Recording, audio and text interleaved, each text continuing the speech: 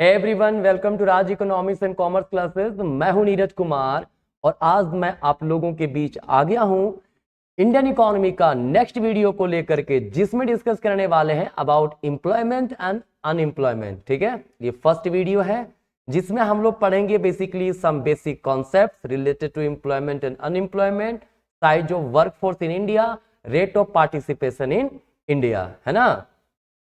तो ध्यान रखिएगा, सीबीएसई क्लास 12 के स्टूडेंट, जैक बोर्ड क्लास 11 के स्टूडेंट, जिनका भी इकोनॉमिक्स सब्जेक्ट है, कृपया करके रेगुलर में वीडियो आप लोग के लिए डाल रहा हूं, तो भाई आप लोग देखा करें, है ना। दोस्तों के साथ शेयर कीजिए, है ना। चैनल अभी तक सब्सक्राइब नहीं किए तो सब्सक्राइब भी कर लीजिए, राइट। तो चलिए डिस्कस करते हैं एम्प्लॉयमेंट एंड अनएम्प्लॉयमेंट में अब, है ना। सबसे पहले सम बेसिक कॉन्सेप्ट्स क्लियर है। तो इसमें अगर बेसिक कॉन्सेप्ट्स की बात करें, सबसे पहले अनएम्प्लॉयमेंट का मतलब ही समझ लेते हैं। अनएम्प्लॉयमेंट का मतलब होता क्या है? देखिए, ये सिंपल सा एक सिचुएशन है जिसमें जब लोग विलिंग टू वर्क हो एट एग्जिस्टिंग वेज रेट और एबल टू वर्क भी हो लेकिन काम नहीं मिल रहा हो, तो वो कहलाएगा अनएम्प्लॉयमेंट। मतलब जब लोग काम करने के लायक हों, काम करने की इच्छा भी रखते हैं, जो वेज रेट मार्केट में चल रहा है, उसके बावजूद उसे अगर काम नहीं मिल रहा है, तब वो अनएम्प्लॉयड कहलाएगा। ठीक है, ध्यान रखने वाली बात है, कहता है कि वैसे व्यक्ति who are not willing to work at the existing wage rate are not considered as unemployed। अगर कोई व्यक्ति जो वेज चल रहा है उस पे काम करने की इच्छा नहीं रखता है, तो वो अनएम्प्लॉयड के अंतर्गत नहीं आएगा। ठीक है, तो अनएम्प्लॉयड तभी आएगा जब काम करने की इच्छा हो, है ना, आप काम करने के लायक हो, फिर भी आपको काम ना मिले। क्लियर है। नेक्स्ट बात करते हैं सेकंड कॉन्सेप्ट, वर्कर, है ना। देखिए, कहता है जो वर्कर होता है एक ऐसा इंडिविजुअल है जो प्रोडक्शन एक्टिविटी में इंगेज रहता है। जब भी कोई इंडिविजुअल, जब भी कोई वर्कर प्रोडक्शन एक्टिविटी में इंगेज रहता है, तो वो कंट्रीब्यूट करता है किसमें? जीडीपी में। ठीक है, तो भाई ये वर्कर जो है ये कितने प्रकार के होते हैं?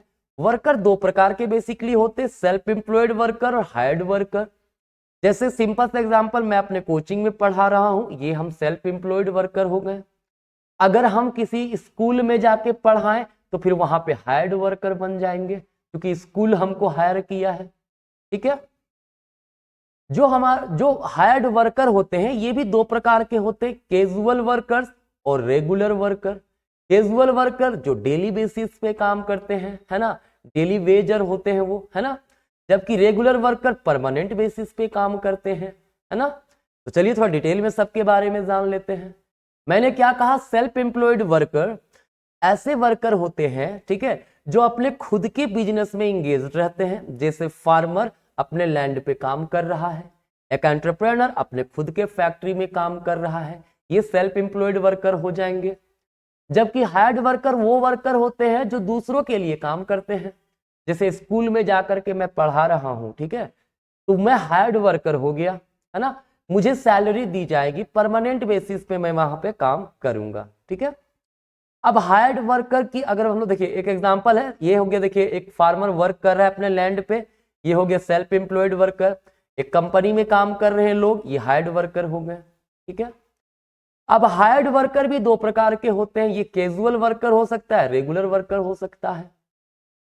ठीक है, अगर कैजुअल वर्कर्स की बात करें तो कैजुअल वर्कर्स वैसे वर्कर को बोलते हैं जो डेली बेसिस पे काम करते हैं, है ना। ये कैजुअल वर्कर ऐसे वर्कर हैं, क्लियर, जो हम लोग अगर देखें तो ये कुछ भी काम कर सकते हैं, वो अनस्किल्ड होते हैं बेसिकली। ठीक है, मतलब उससे आप कहो कि भाई आप साफ सफाई कर दो, वो भी कर देगा। आप कहो कि सीमेंट ला दो, वो भी ला देगा। आपको ईटा ला दो, वो भी ला देगा। ये सब बेसिकली कंस्ट्रक्शन वगैरह वर्क में लगे हुए होते हैं। जिस दिन जितना काम होगा उतना ही लोगों को हायर किया जाता है। ठीक है, तो इसीलिए उसको कैजुअल वर्कर बोलते हैं, या फिर डेली वेजर्स भी बोलते हैं। इसको क्या बोलते हैं? Daily wagers. ठीक है, जबकि रेगुलर वर्कर्स की बात की जाए तो ये परमानेंट बेसिस पे काम करने वाले होते हैं, है ना। इन्हें सोशल सिक्योरिटी बेनिफिट दी जाती है, like provident fund, pension, gratuity, जबकि ये चीज है कैजुअल वर्कर्स को नहीं मिलता है। क्लियर है। तो ये हुए आपके वर्कर्स। ठीक है, आगे बढ़ते हैं। नेक्स्ट कॉन्सेप्ट है labour supply, labour force and work force. देखिए लेबर सप्लाई का मतलब सिंपल सा होता है, देखिए क्या लिखा हुआ है, labour supply refers to amount of labour that the worker are willing to offer corresponding to the particular wage rate, है ना। एक पर्टिकुलर वेज रेट पे वर्कर्स कितना काम करने को रेडी हैं, कितना वर्क ऑफर कर रहे हैं। ठीक है, जैसे एग्जांपल के लिए आप एक दिन में 10 घंटा काम करने के लायक हैं, काम कर सकते हैं, लेकिन जो वेज आपको दी जा रही है उस पर आप कहो भाई हम 6 आवर्स ही ऑफर करेंगे, हम 6 घंटे ही काम करेंगे।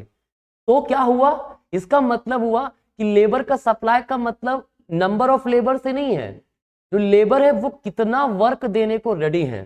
जैसे एक ही लेबर हो सकता है लेकिन लेबर सप्लाई अलग अलग हो सकता है। अगर इसको बोले 500 रुपया पर डे के बेसिस पे देंगे काम, तो बोलेगा भाई हम 6 घंटा काम करेंगे। बोले भाई तुमको 800 रुपया देंगे, तो बोलेगा भाई 8 घंटा काम करेंगे। तो लेबर एक ही है, लेबर सप्लाई 6 आवर भी हो सकता है, 8 आवर्स भी हो सकता है ना। याद रखिएगा labour supply is measured in the term of main hours, इसको बेसिकली आवर्स में काउंट करते हैं। ठीक है, या फिर मेन डेज में। देखिए आ मेन डेज की बात करें, आ मेन डे का मतलब होता है 8 आवर्स। ठीक है, अगर कोई लेबर 8 घंटे काम ऑफर कर रहा है मतलब वो एक मेन डे ऑफर कर रहा है। क्लियर है, कोई दिक्कत नहीं इसमें। अब आते हैं लेबर फोर्स की ओर। तो देखिएगा ध्यान से, लेबर फोर्स का मतलब होता है नंबर ऑफ वर्कर्स, ये नंबर ऑफ वर्कर्स की बात कर रहा है। ठीक है, कौन, एक्चुअली वर्किंग और willing to work. It is not related to wage rate, ये कोई वेज रेट से रिलेटेड नहीं है। मतलब वर्किंग एज में हो लोग, और वर्किंग एज में, वर्किंग एज बेसिकली 15 से 64 साल होता है। ठीक है, इस एज ग्रुप में वैसे लोग जो या तो काम कर रहे हैं या काम नहीं कर रहे हैं, लेकिन विलिंगनेस है काम करने का, मतलब एक्चुअली वर्किंग या फिर विलिंगनेस टू वर्क है बट काम नहीं कर रहे हैं, वो लेबर फोर्स होंगे। जैसे सीधे से एग्जांपल से समझिए, ज्यादा अच्छा समझ में आएगा। जैसे मान लीजिए 100 पर्सन है, ठीक है, जिसको हम लोग 3 कैटेगरी में बांटते हैं। जो काम कर रहे हैं, कितने लोग काम कर रहे हैं, मान लीजिए 20 लोग काम कर रहे हैं। ठीक है, मतलब ये एक्चुअली इंप्लॉयड है, क्या है ये, इंप्लॉयड है, राइट। और 40 लोग ऐसे हैं, ठीक है, इसको 40 नहीं, एग्जांपल अलग ले लेते हैं। 10 लोग ऐसे हैं जो काम नहीं कर रहे, काम करना चाहते हैं बट काम मिल नहीं रहा है, मतलब अनएम्प्लॉयड है। अनएम्प्लॉयड, मैंने कहा था ना, अनएम्प्लॉयड का मतलब the person who are willing to work, able to work but not getting the job. ठीक है, तो ये 10 वैसे लोग हैं जो काम करना चाहते तो है बट काम नहीं मिल रहा है। बाकी बचा 70 लोग, ये विलिंग टू वर्क नहीं है, नॉट विलिंग टू वर्क। ठीक है, not willing to work, right. तो जब भी लेबर फोर्स की बात करेंगे ना, तो लेबर फोर्स हमारा यही होगा, सिर्फ 30, ये लेबर फोर्स हो गया हमारा। जो 30 लोग हैं ये लेबर फोर्स होंगे, मतलब वर्किंग एज ग्रुप में वैसे लोग जो या तो काम कर रहे हैं या फिर काम नहीं कर रहे बट विलिंगनेस तो काम करने की है, वही लेबर फोर्स कहलाएगा। 70 लोग जो है ये सिर्फ पॉपुलेशन में काउंट होंगे, ये लेबर फोर्स में काउंट नहीं होंगे। ठीक है, अब देखिए वर्क फोर्स। वर्क फोर्स का मतलब होता है लेबर फोर्स के वो लोग जो एक्चुअली में काम कर रहे हैं। तो देखिए अभी जो मैंने एग्जांपल दिया, लेबर फोर्स हमारे पास 30 है, इसमें एक्चुअली काम कितने कर रहे हैं, 20, तो ये वर्क फोर्स हो गया। क्या इस वर्क फोर्स को कैसे निकाल सकते हैं, total number 30 labour force minus अगर कर दे हम लोग अनएम्प्लॉयड जो काम नहीं कर रहे हैं, तो बचेगा 20। तो इसीलिए फॉर्मूला लिखा हुआ है work force equal labour force minus number of person not working but are willing to work, काम करना चाहते बट काम नहीं मिल रहा है। ठीक है, क्लियर है, तो ये हो गया हमारा वर्क फोर्स, कोई दिक्कत नहीं होना चाहिए। अब अगर बात करें नंबर ऑफ पर्सन अनएम्प्लॉयड, तो भाई लेबर फोर्स, यही एग्जांपल देखिए, लेबर फोर्स 30 है तो अनएम्प्लॉयड कितने हुए।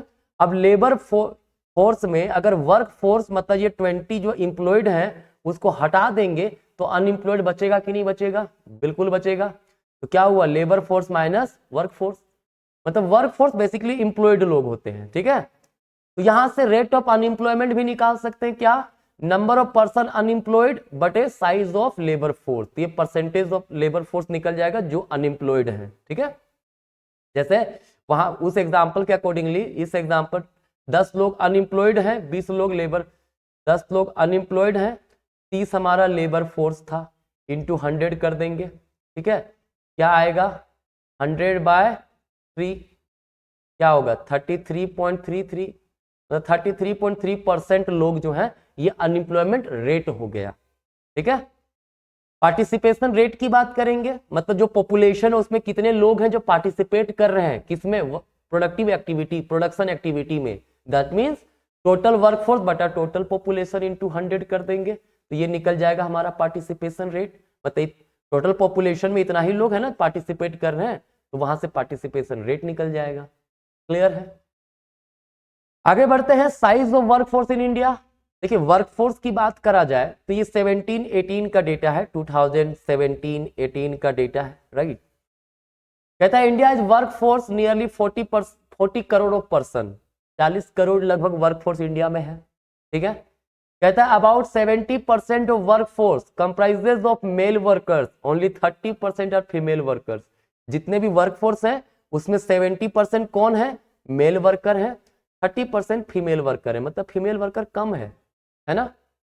नेक्स्ट क्या है, nearly 70% of workforce is found in rural areas, urban workforce is only 30%।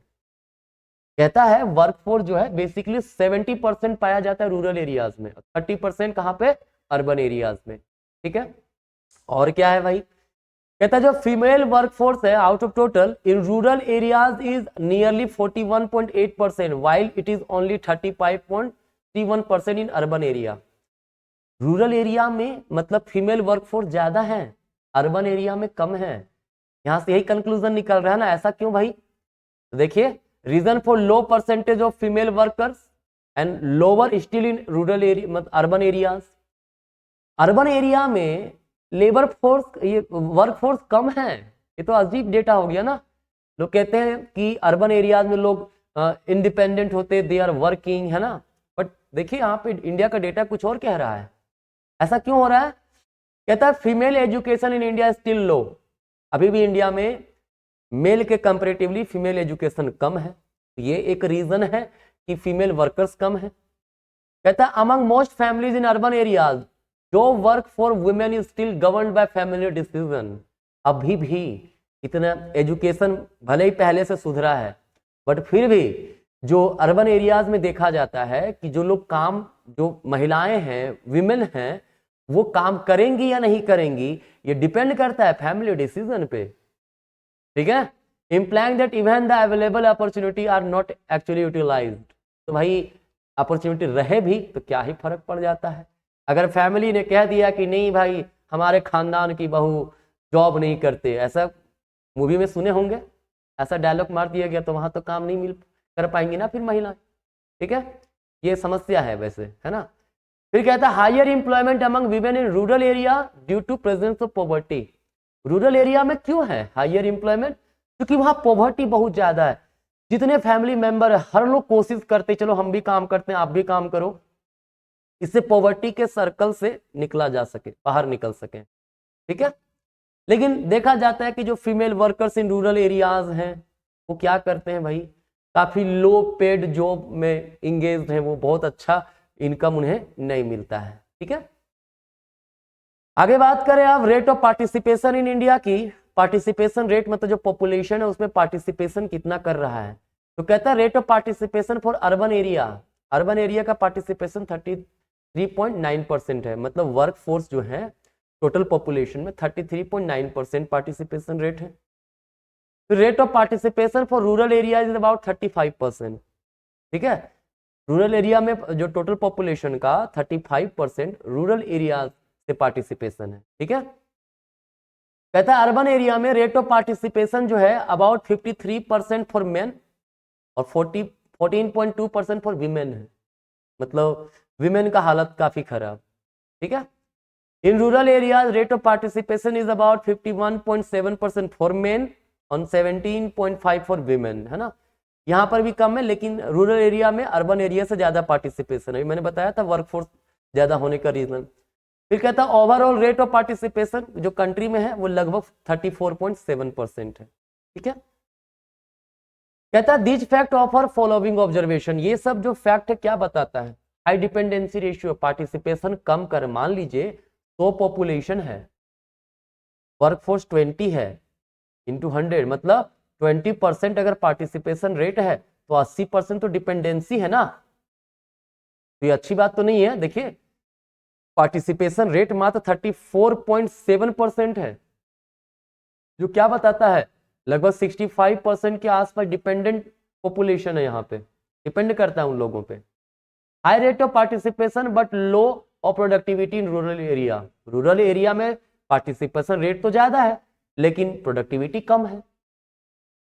ठीक है, high rate of participation for women in rural area, ये तो भी मैं डिस्कस कर चुका हूं। ठीक है, वर्कफोर्स जो है रूरल एरियाज में वीमेन का ज्यादा है, तो ऑब्वियस सी बात है पार्टिसिपेशन रेट भी उनका ज्यादा होगा।